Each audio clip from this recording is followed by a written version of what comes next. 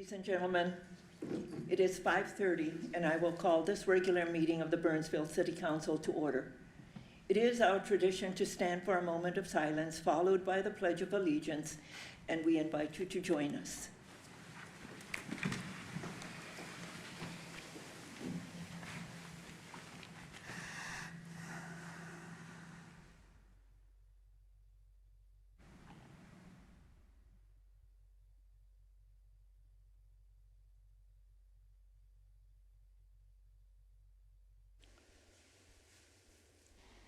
I pledge allegiance to the flag of the United States of America and to the republic for which it stands, one nation, under God, indivisible, with liberty and justice for all.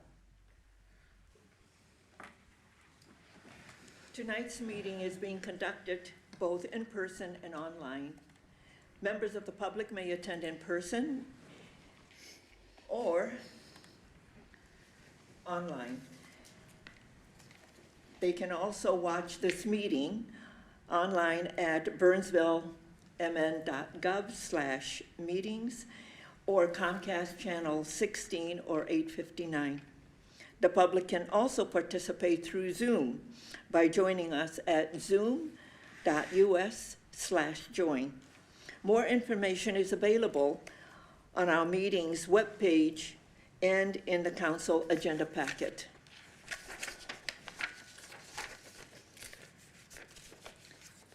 The first item on our agenda is announcements. And our announcements for this evening is that our regular council meetings are on Tuesday, September 17th at 5:30 p.m. and Tuesday, October 8th at 5:30 p.m. We have a work session that's scheduled for Tuesday, September 10th at 5:30 p.m. and a budget work session that's scheduled for Tuesday, September 10th at 6:30 p.m.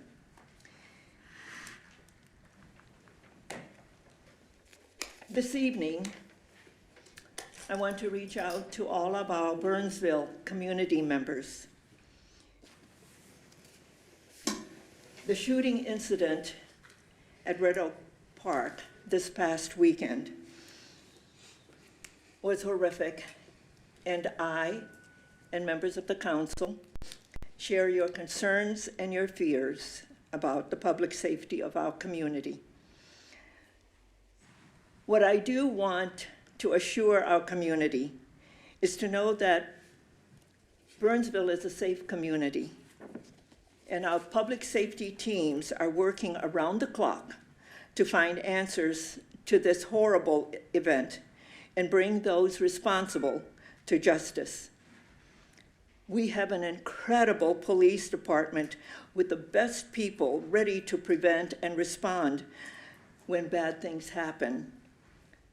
We will not tolerate violence in our community, and we will continue to provide a high level of support to our public safety teams so they can provide a safe environment for us all who live here in Burnsville, work here, play here, and raise our families.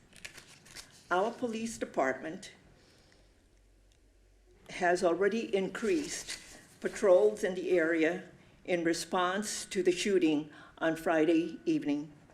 We also continue to invest in our police and fire department to ensure we can meet the public safety needs here in our community. We understand there is a desire to have more information and realize it can be frustrating for our community to not have information. But I assure you, we are communicating all the information we can at this moment. As the criminal investigation is still ongoing, we will continue to share information with you and the rest of the community as soon as we are able to. If you or anyone has information that could be helpful to the investigation, I would encourage you to reach out to our police in the investigation unit. And the name of the detective who is leading this is Detective Mitch Carlson, and his phone number is 952-641-1156. Again, that is Detective Mitch Carlson, 952-641-1156, if you have any information that will help with the investigation. And please know that we care about what happens here.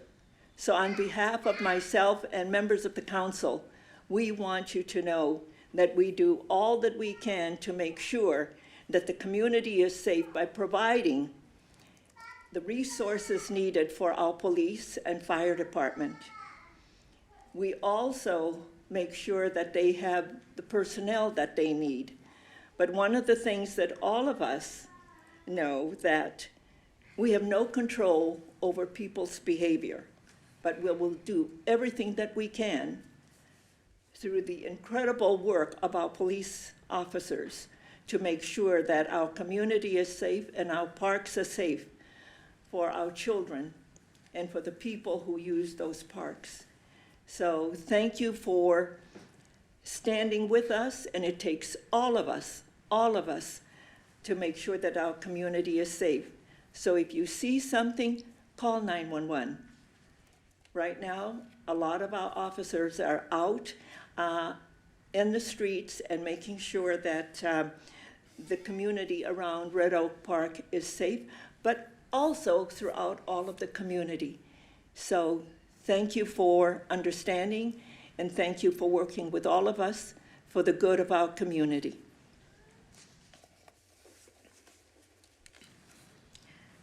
The next item on the agenda is citizens' comments. And this is the opportunity for anyone in the community to address the council on an item that is not on the printed agenda and not an application form that will be coming before us at a future date. Is there anyone in the audience who wishes to address the council on an item that is not on the agenda and not coming before us at a future date? I believe that we have two people who have signed up to speak, and that is Mark Frisch, 301 East Burnsville Parkway. Mr. Frisch? Mark, please.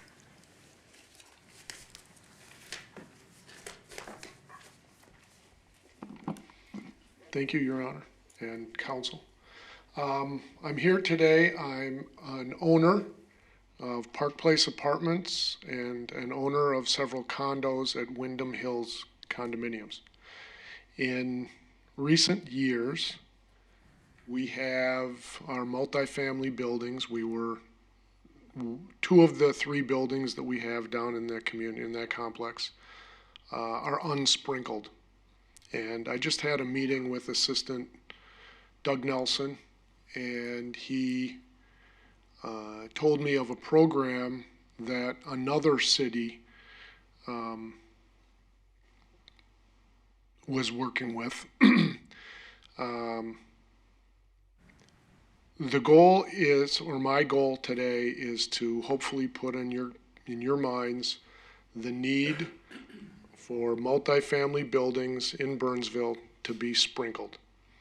When I met with Assistant Chief Nelson, we talked about the number of deaths that have occurred in multifamily, the costs with upgrading the alarm systems, which do not include fire sprinklers.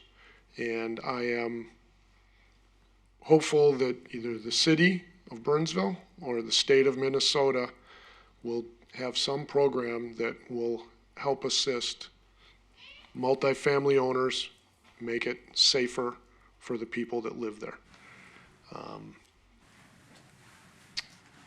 Between the added costs of tremendous insurance costs, in the condo building, we saw a quadrupling of insurance costs this year, which is absolutely unaffordable. At Park Place, we were lucky enough only to get a 40% increase in insurance. A lot of that has to do with the losses that occur when there's no fire sprinkler. I appreciate your time. hopefully at some point you will talk about it. If you have questions, I can answer one or two. Well, I don't have a question, but I'm going to say to you that you did the right thing to start with our staff. They have a lot more information than we have at this time. Fire Chief Doug Nelson Assistant Fire Chief Doug Nelson has already spoken with you about programs. So I think you're starting in the right place, and then they will bring it to us with a request from you. But at this time, we don't have any information about any of that. Wonderful. Well, I appreciate you just considering it and knowing that it's a need we have in the community. Well, you're starting in the right place with our staff. Thank you, Mayor. Yeah. Okay.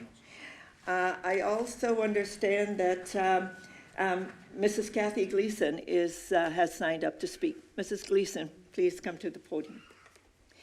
And please give us your address for the record. Sure, Kathy Gleason, 2501 Kennelly Place. Yeah. And I thank you for your comments regarding the Red Oak incident and shooting. And that is what I want to address. Sure. And I grew up in Burnsville, graduated from Burnsville High School. My family and my husband and I have raised 3 kids living on Kennelly Place for 33 years. And I will honestly tell you, I have not ever been afraid to live in Burnsville, to walk to the park. On the night of the shooting, we were in our backyard with 2 other neighbors. Helicopters are hovering above, and we have no idea why. What we don't understand is why we were never alerted. I had someone text me before I was going to take my dog and walk him over to Red Oak, where I do every night, and I've never been afraid. But as it's circling around, we don't know. This person texts me and tells me what has just taken place in my park, where I play pickleball daily and walk. So yes, it's a concern. More specifically, who, what, why did this happen?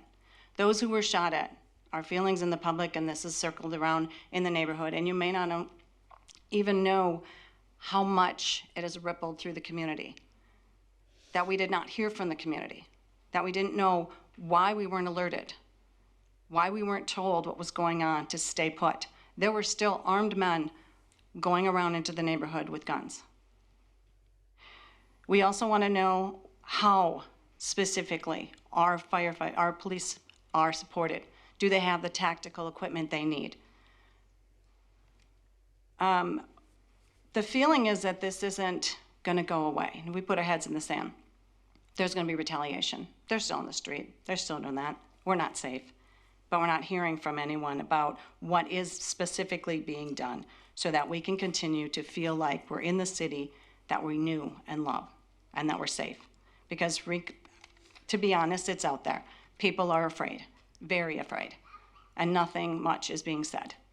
A notification needs to be given if this ever happens again. Thank you so much for coming in and sharing your concerns, Thank you. because we all have the same concerns, Mrs. Gleason, we do. And our staff will evaluate the actions that night, and I know that there were a lot of social media posts that went out, and that, but we can always do better. So they will evaluate how we contact the neighborhood when incidents of this sort happen. But thank you for coming in. We share your concerns. And what I want to reassure all of you, yes, our police is well equipped and well funded. And so is our fire department, because we care about this community. And we want it to be safe for all of us. Right. And so we know that if we take care of our police and fire, they will take care of all of us. They've been through a lot. Yes, and they deserve and need it. And So, we're there and we for all know them. We are there for them 100%. Well, I hope they catch who's ever doing this. Yeah, So we can rest with that. I can assure you they're working around the clock, because There are people afraid to speak. I do know that. That's out on social media. I don't know why, but there are people who are connected who do know things. That's again for the police. But there is something in the undercurrent, and I don't know what it is, but it is scary. So. Okay. thank you for sharing your thoughts. Yeah. I don't have anyone else who signed up, but I do know that a Mrs. Stacy Tonneson emailed. Yes, do you want to speak? You didn't sign up, but I understand that you did call our city clerk. Yes, I did. Yes, please give us, well, your name and address for the record. Stacy Tonneson, 4868 Four Seasons Drive. Okay, thank you. Thank you again. What Kathy said, I also have concerns about the Red Oak incident, but I thought I would focus on what you said, Mayor, about supporting police. And I'm on the Community Affairs Council in Egan. I live in Egan, but I'm on the border of Burnsville. I'm very involved in Burnsville activities, Nicollet Junior High, and a lot of things here. And I'm just very concerned about the support of police, and I wanted to ask you as the council what you are doing to support the police. Well, I can tell you that we have supported our police with the equipment that they need and also with the resources. So I can, let me just pull up what I have here.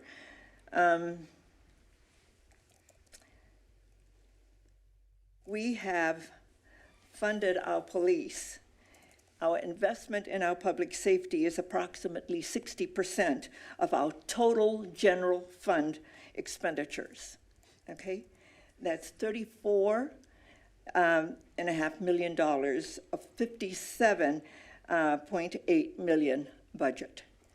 So we support our police because they protect all of us and our Absolutely. fire department. So please know that. So police and fire staff account for 155 of our 321 employees. So we understand all of that. We work with it all the time. Each and every one of us sitting on this dais is very aware of the dangerous work that our police do each and every day to protect us. We're aware of that. Right. And we stand behind them, we support them, and we're here to continue that support. So I'm going to ask everyone to please allow them to do their work. And when there is more information about this incident, they will share it. We don't know because it is work that they're doing. But if anyone has any information that would help them in this investigation, please share it with Detective Carlson. Okay, thank you. Are the police welcome for outreach in schools, in your community, so that there's some kind of understanding and the community getting to know the police officers, youth in schools? Because obviously some of the victims were younger people in school, and we just think it's really important to make sure that the police have that connection and relationship. Yes, they do. And I can tell you that our police officers are always engaging with our youth. So we have at the high school a school resource officer. We have 2 there.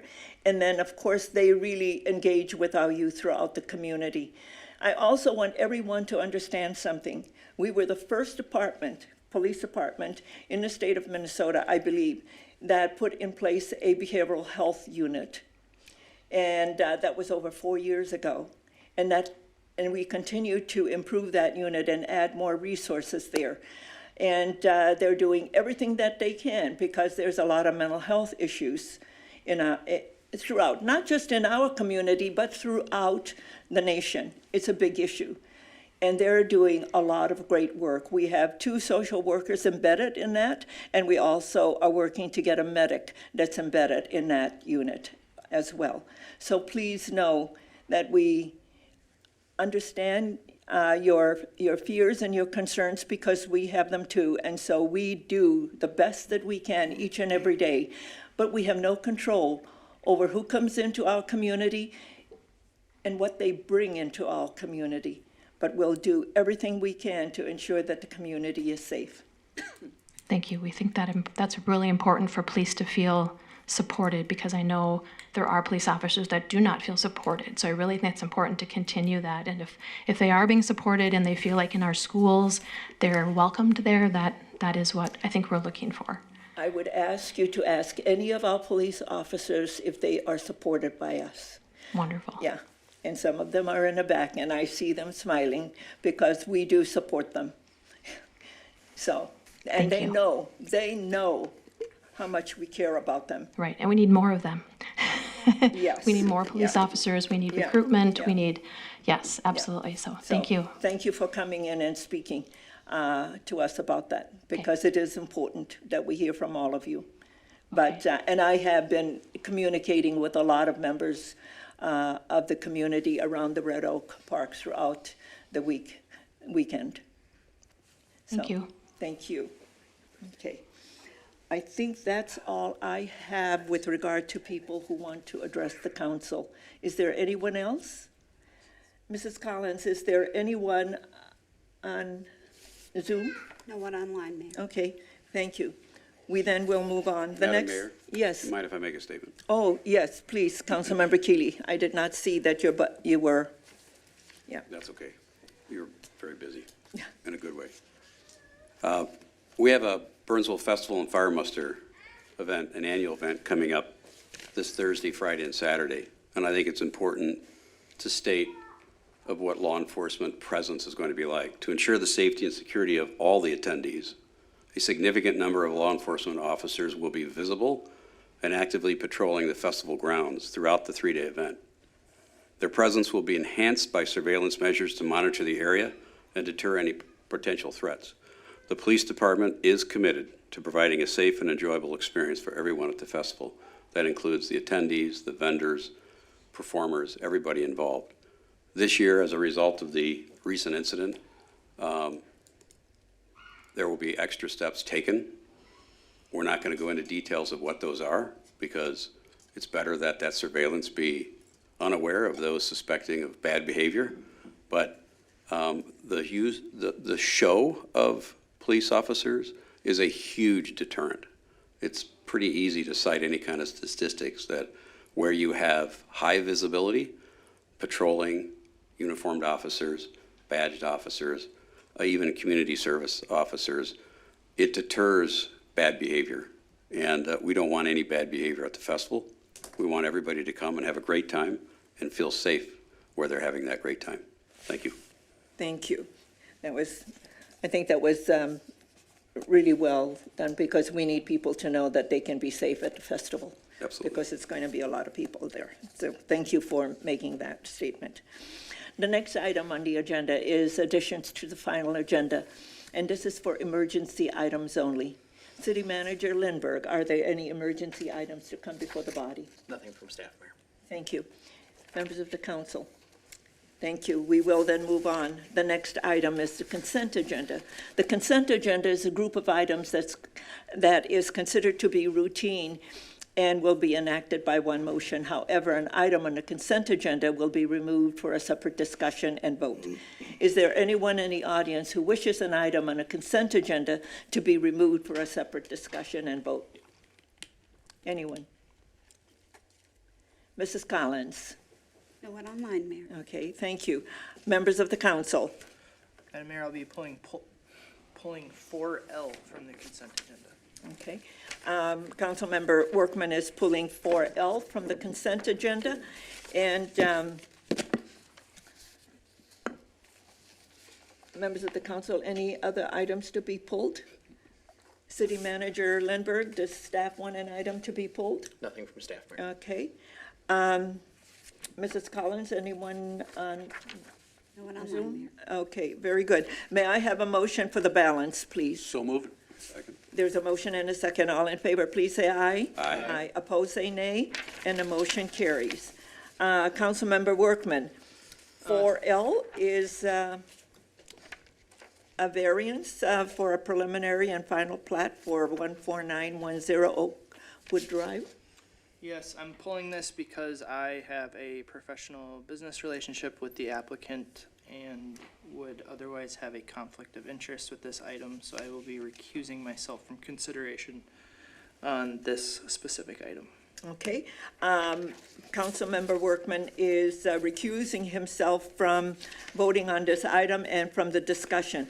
Members of the council, your pleasure on this item that went before the Planning Commission and is coming before us on consent agenda with a recommendation for approval. Move to approve. Second. There's a motion and a second. All in favor, please say aye. Aye. Opposed, say nay, and the motion carries. Thank you very much. We are now at the regular agenda, and the first item on the regular agenda is to adopt the amendment to city policies related to purchasing and contracting authorities. And our city attorney, Mr. Jared Shepard, is presenting this item this evening. Mr. Shepard, good evening. Good evening, Mayor, members of the council. We're here again to talk about the purchasing contracts and policy amendments.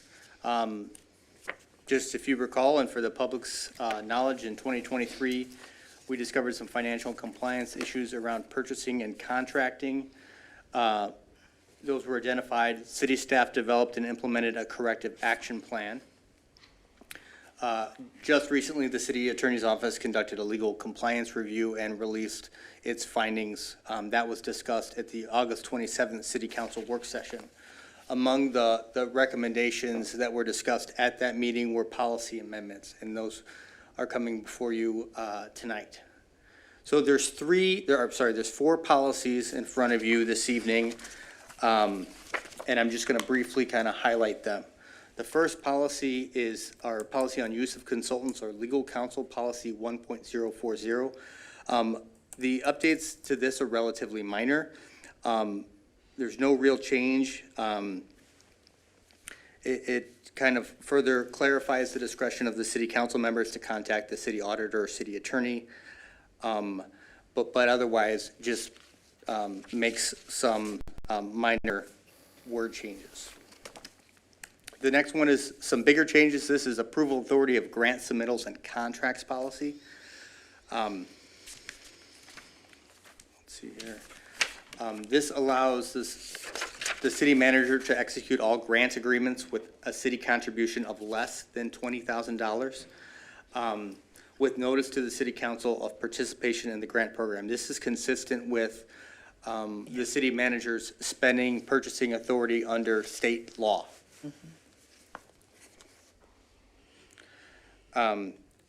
It again reiterates that unbudgeted grant applications that require city commitment in excess of that $20,000 requires city council approval. Next one is signing documents on behalf of the city. This was a policy that needed some attention and clarification, in part because it was doing two things at once. Talking about executing contracts and approval of contracts. So it's amended to include both contractual situations and non-contract documents, and clarifies the purchasing guidelines that we honor through state law. So again, that $20,000 purchasing threshold for purchases that are taken care of by the city manager or their designees. And when it's above $20,000 going into the council. Also makes it clear for staff that if it's within your authority and work responsibilities, you can execute non-contract documents. And there was some confusion there lately with respect to some of our interim guidance. Finally, the last one in front of you this evening is processing construction work orders and supplemental agreements. This is policy 5075. The big change here was that we had some kind of confusing language. We called them work orders and work scope changes. And a work order, of course, is really just an invoice or an item of work. What we meant under that policy was a change order. As you know, when we have, especially big construction project, we also have change orders that occur sometimes as a matter of routine. Things come up. You got to make small changes and tweaks in the policy, maybe different materials or more materials. So we changed it to make sure that that was clear. We also brought that authority to make change orders in real time within that kind of ambit of purchasing authority, giving a little bit more authority to the city manager on a percentage basis for 10% of the contract for contracts over 175, up to a threshold of $75,000 to keep things moving in real time. The state auditor says that's appropriate to do if you define it clearly in the policy, and that's what we've done in front of you tonight. But hopefully, that was something that came up in the audit and the compliance review, that some of the change orders were not coming in front of the council, and so we've clarified when they should, and we can expect that to happen in the future. So just for some further clarification, there will be future, shouldn't say future police updates, sorry for the typo, future policy updates. There's purchasing and contracting policies, some more that are kind of swimming around in the same area. Again, more purchasing and contract policies, we're going to review them all. Bidding policy, and then we're going to create a new donations policy to provide some clarity for staff and the council.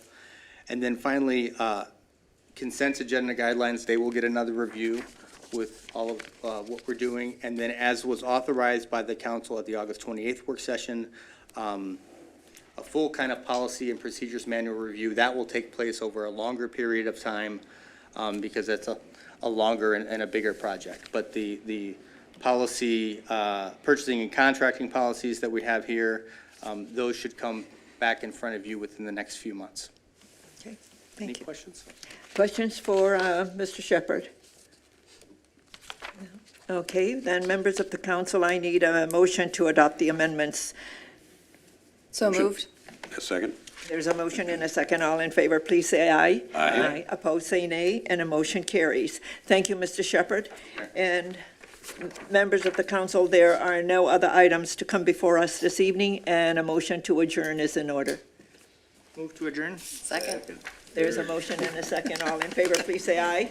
Aye. Opposed, say nay, and a motion carries. Good night, and thank you for being with us.